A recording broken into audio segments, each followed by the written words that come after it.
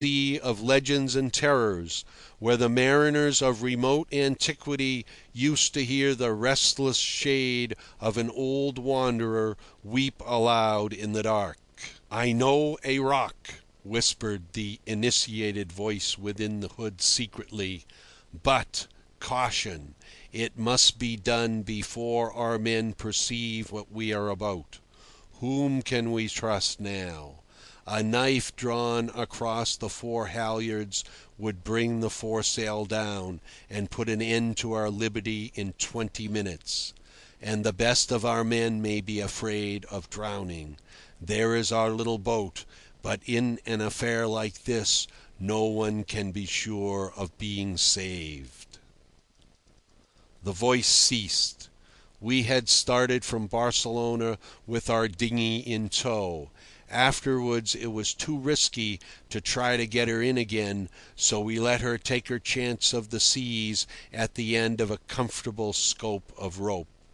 Many times she had seemed to us completely overwhelmed, but soon we would see her bob up again on a wave, apparently as buoyant and whole as ever. "I understand," I said softly. "Very well, Dominique. When?" "Not yet. We must get a little more in first," answered the voice from the hood in a ghostly murmur. Chapter 45. It was settled. I now had the courage to turn about. Our men crouched about the decks here and there, with anxious, crestfallen faces, all turned one way to watch the chaser. For the first time that morning I perceived Cesar stretched out full length on the deck near the foremast and wondered where he had been skulking till then. But he might in truth have been at my elbow all the time, for all I knew. We had been too absorbed in watching our fate to pay attention to each other. Nobody had eaten anything that morning, but the men had been coming constantly to drink at the water butt. I ran down to the cabin. I had there, put away in a locker, 10,000 francs in gold, of whose presence on board, so far as I was aware, not a soul, except Dominic, had the slightest inkling. When I emerged on deck again, Dominic had turned about and was peering from under his cowl at the coast. Cape Creux closed the view ahead. To the left a wide bay, its waters torn and swept by fierce squalls, seemed full of smoke. Astern the sky had a menacing look. Directly he saw me, Dominic, in a placid tone, wanted to know what was the matter.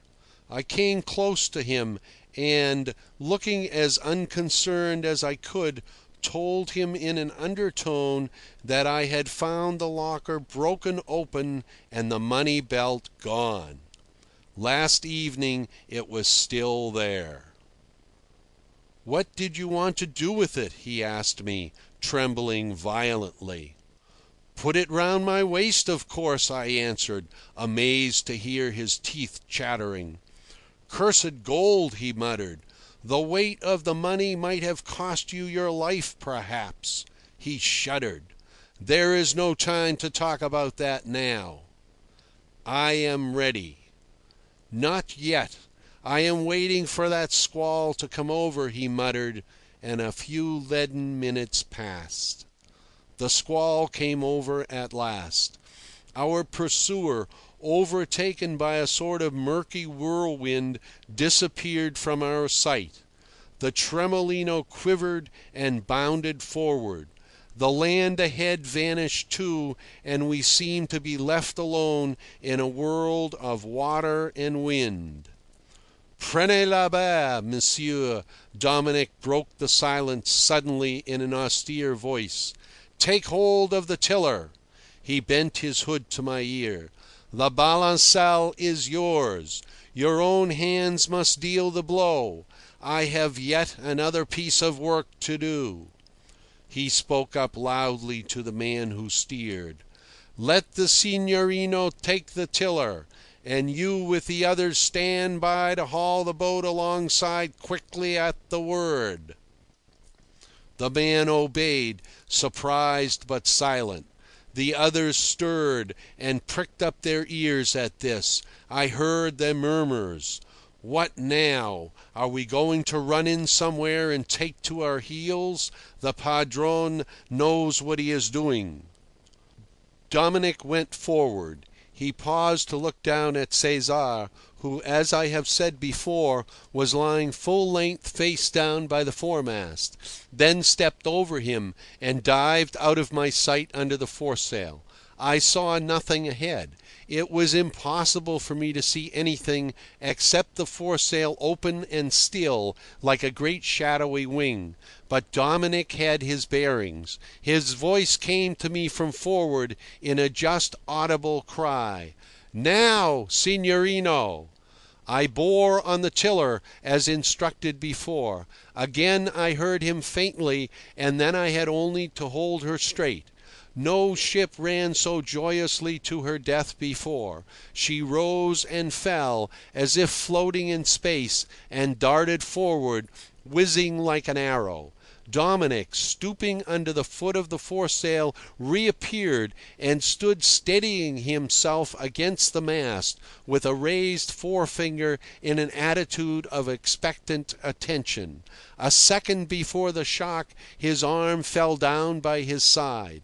At that I set my teeth, and then... Talk of splintered planks and smashed timbers! This shipwreck lies upon my soul with the dread and horror of a homicide, with the unforgettable remorse of having crushed a living, faithful heart at a single blow.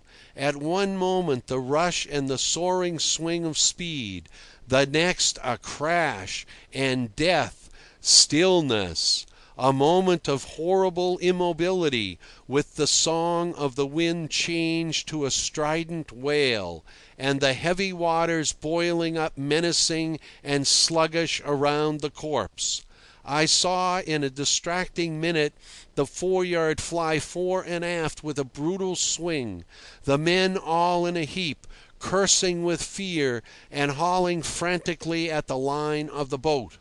With a strange welcoming of the familiar, I saw also Cesar amongst them, and recognized Dominic's old, well-known, effective gesture, the horizontal sweep of his powerful arm. I recollect distinctly saying to myself, "Cesar must go down, of course." And then, as I was scrambling on all fours, the swinging tiller I had let go caught me a crack under the ear and knocked me over senseless.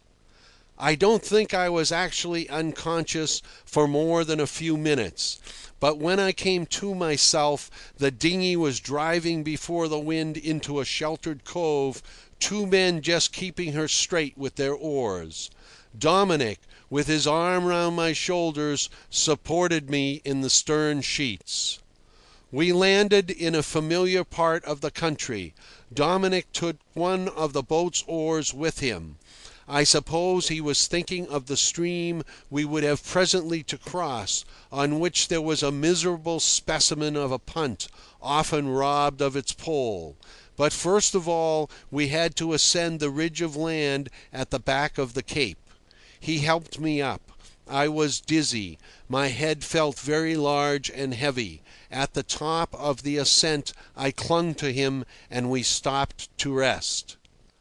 To the right, below us, the wide, smoky bay was empty. Dominic had kept his word. There was not a chip to be seen around the black rock from which the Tremolino, with her plucky heart crushed at one blow, had slipped off into deep water to her eternal rest. The vastness of the open sea was smothered in driving mists, and in the centre of the thinning squall, phantom-like, under a frightful press of canvas, the unconscious guardacosta dashed on, still chasing to the northward.